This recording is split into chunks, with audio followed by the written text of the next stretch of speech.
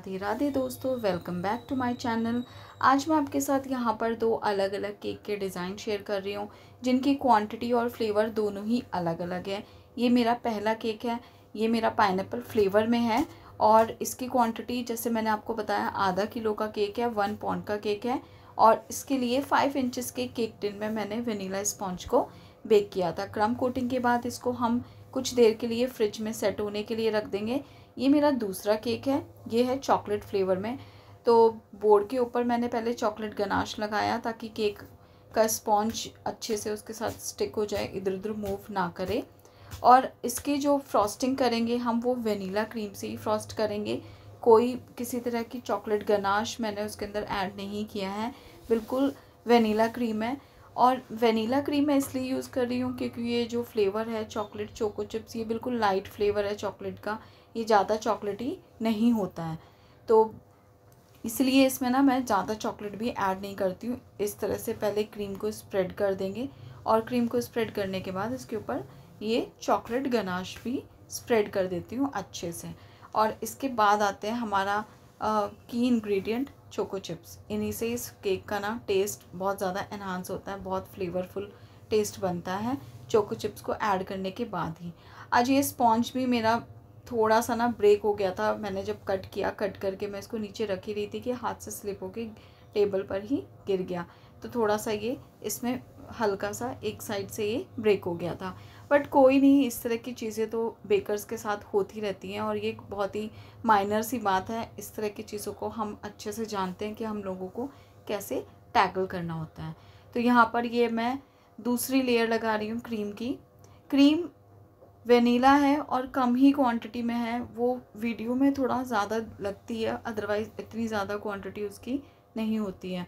और chocolate ganache लगने के बाद तो ये इतना ज़्यादा फ्लेवरफुल हो जाता है ना कि मतलब लगता ही नहीं है कि लाइट चॉकलेट केक है, बहुत अच्छा फ्लेवर आता है। तो दोनों केक्स को क्रम कोट करके फ्रिज में रखा था। अब जो मैंने पहले अपना केक रखा था क्रम कोटिंग करने के बाद सेट होने के लिए, उसको मैं वाइट कलर की क्रीम से यहाँ पर फ्रॉस्ट कर रही हूँ। इसकी भी डिज़ाइनिंग काफ़ी सिंपल है और वाइट कलर में ही इसकी डिज़ाइनिंग करनी है, तो इसलिए मैंने यहाँ पर कोई भी कलर इसके अंदर ऐड नहीं किया है। जो भी डिज़ाइनिंग हम करेंगे वो सेपरेट थोड़ी सी क्रीम में अलग से कलर मिक्स करके तब हम इसके ऊपर डिज़ाइनिंग करेंगे। तो यहाँ पर ये वेनीला क्रीम से ही फ्रॉस्ट कर रही हूँ, इसमें मैंने कोई एसेंस भी नहीं ऐड किया है। अगर आपकी फिलिंग और आपके स्पॉन्ज में फ्लेवर अच्छे से आ रहा है, मतलब स्पॉन्ज में भी आप वेनिला एसेंस या पाइनएप्पल एसेंस अपने प्रॉपर ऐड कर रहे हो, साथ में आपके केक के अंदर जो फिलिंग है वो भी अच्छी है, तो आपको ना फर्दर किसी तरह के एसेंस की ज़रूरत नहीं पड़ती है अपनी क्रीम में ऐड करने की, क्योंकि वो अंदर से इतना ज़्यादा फ्लेवरफुल केक हो जाता है, टेस्ट उसका अच्छा होता है, तो एसेंस की एज सच कोई रिक्वायरमेंट नहीं होती है। मैं क्रीम में ज़्यादातर बिना एसेंस ऐड किए ही काम करती हूँ, एसेंस क्रीम के अंदर मैं कभी ऐड नहीं करती हूँ। किसी की अगर रिक्वेस्ट है या कोई मतलब सामने से ऑर्डर देते टाइम ही मुझे बोलता है कि हमारी क्रीम में भी ये फ्लेवर ऐड कर देना, तभी करती हूँ, अदरवाइज़ नहीं। तो एक केक मेरा अच्छे से फ्रॉस्ट हो गया था, उसको मैंने फ्रिज में सेट होने के लिए फिर से रख दिया है। और यहाँ पर ये मेरा दूसरा केक है चॉकलेट फ्लेवर में। इसकी भी जो डिज़ाइनिंग है वो वाइट कलर में तो नहीं है, लेकिन पहले मैं इसके ऊपर वाइट ही लगा रही हूँ। वाइट से इसको पूरा कवर कर लेंगे, उसके बाद जो हमें कलर इसके अंदर ऐड करना है वो हम हल्का सा इसके बाद इसके ऊपर अप्लाई करेंगे। तो यहाँ पर मैं वेनीला क्रीम से ही इसको पूरे केक को फ्रॉस्ट करूँगी। ये भी इतना ज़्यादा फ्लेवरफुल है केक, इतना चॉकलेटी लगता है, बहुत ही यम्मी और डिलीशियस केक है। और जितना अच्छे से, जितना लंबे टाइम के लिए आप इसको चिल करो ना, तो उतना ही बेटर टेस्ट आपको केक का मिलेगा। तो यहाँ पर इसकी भी फ्रॉस्टिंग ऑलमोस्ट होने ही वाली है। इसके ऊपर मुझे दूसरे कलर की क्रीम भी लगानी है, तो जो ये वाइट कलर से मैं फ्रॉस्टिंग कर रही हूँ, इसको मैं मतलब ज़्यादा फिनिश करने की कोशिश नहीं करूँगी, क्योंकि जो इसके ऊपर फर्दर क्रीम आएगी उसी से इसको अच्छी वाली फिनिशिंग हम देंगे यहाँ पर। तो यहाँ पर इसकी फ्रॉस्टिंग ऑलमोस्ट डन हो चुकी है। ये जो केक है ये किसी के लिए सरप्राइज़ है, मतलब बर्थडे छोटे से बच्चे का है, बॉय है वो, लेकिन जो उनके लिए ये केक प्रिपेयर करा रही हैं वो एज अ सरप्राइज़ इस केक को रेडी करवा रही हैं। तो वो जो भी हैं उनके ब्रदर हैं या बेटे हैं, वो उनको सरप्राइज़ देना चाह रही हैं। काफ़ी सारे डिज़ाइंस सर्च करने के बाद, देखने के बाद लास्ट में ये डिज़ाइन हमारा फ़ाइनल हुआ था। डिज़ाइन को फ़ाइनल करने में ही कम से कम 1 घंटा लग गया था कि ये नहीं, ये ऐसे नहीं, वैसे, ये सब करते कराते लास्ट में यही डिज़ाइन था जो क्लाइंट को भी पसंद आ रहा था और जो मुझे भी पसंद आ रहा था। तो मैंने इसके ऊपर यहाँ पर ये ब्लू कलर की क्रीम ऐड कर दी है। ब्लू कलर की क्रीम को अच्छे से हम पूरे में स्प्रेड कर लेंगे। कोई भी इसके एजेस या कोई भी पार्ट को ऐसे ब्लैंक नहीं छोड़ेंगे कि जहाँ पर ब्लू कलर की क्रीम नहीं हो। इसके टॉप पर भी मुझे ब्लू कलर ही स्प्रेड करना है, तो टॉप पर भी मैं ब्लू कलर की ही फ्रॉस्टिंग अप्लाई कर रही हूँ। पता नहीं, जब इस वीडियो को मैं शूट कर रही थी मैं अपना कैमरा चेक करना भूल गई और ये पिक्चर्स ना कुछ ज़्यादा ही ब्राइट इसमें शो हो रही है।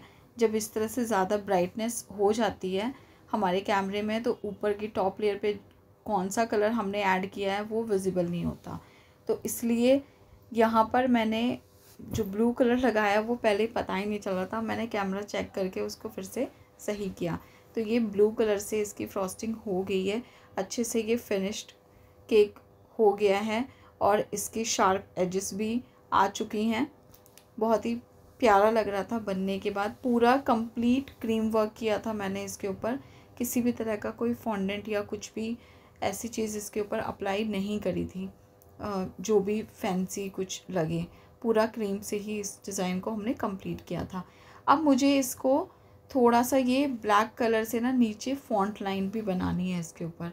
तो फॉल्ट लाइन बनाने के लिए मैंने यहाँ पर ये क्रीम में ब्लैक कलर ऐड किया है और इसके बाद नोज़ल और पाइपिंग बैग की हेल्प से इसके नीचे जितने स्पेस में हमें फॉल्ट लाइन चाहिए वहाँ पर आप इस तरह से अपनी क्रीम को अप्लाई कर लोगे।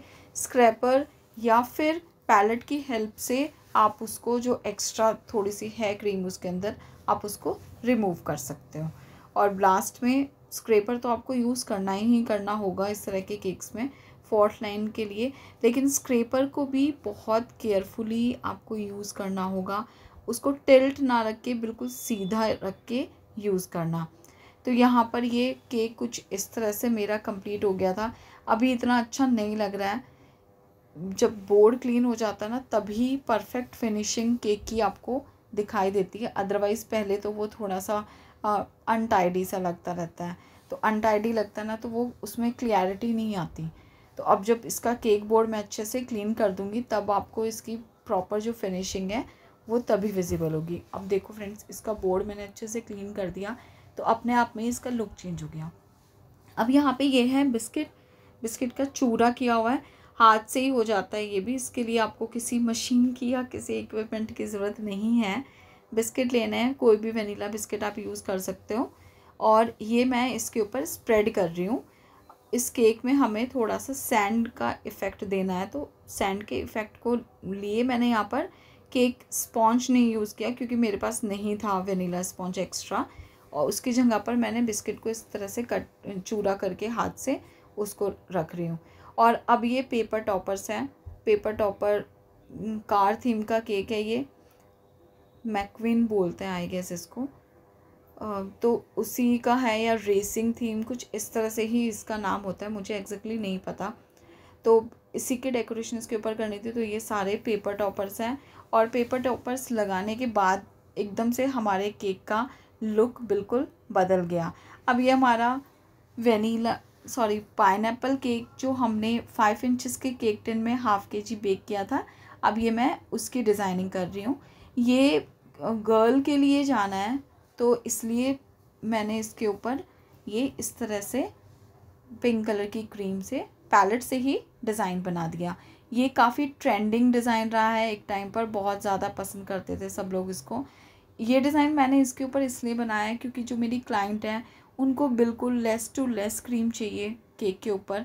वो केक के ऊपर जो वो रोज़ेट से हम रोज़ेट बना देते हैं या कुछ इस तरह की डिज़ाइनिंग कर देते हैं, तो उसको इस तरह के केक्स बिल्कुल भी नहीं पसंद। तो मैं हमेशा कोशिश करती हूँ कि उसके केक डिज़ाइंस को ना थोड़ा सा सटल रखूँ। तो यहाँ पर ये हैप्पी बर्थडे का टॉपर मैंने सेंटर में लगाया और साइड में भी मैंने थोड़े पिंक कलर के ही पैलेट से हल्के पैलेट नाइफ़ का जो पैटर्न होता है उसी की डिज़ाइनिंग कर दी है। और ये केक भी हमारा बनकर रेडी है। अब मैं आपको दिखाऊंगी कि दोनों केक हमारे कैसे लग रहे हैं। तो ये हमारा पहला हाफ kg का केक और ये हमारा दूसरा 1 kg chocolate sponge. I hope आपको वीडियो अच्छा लगा होगा।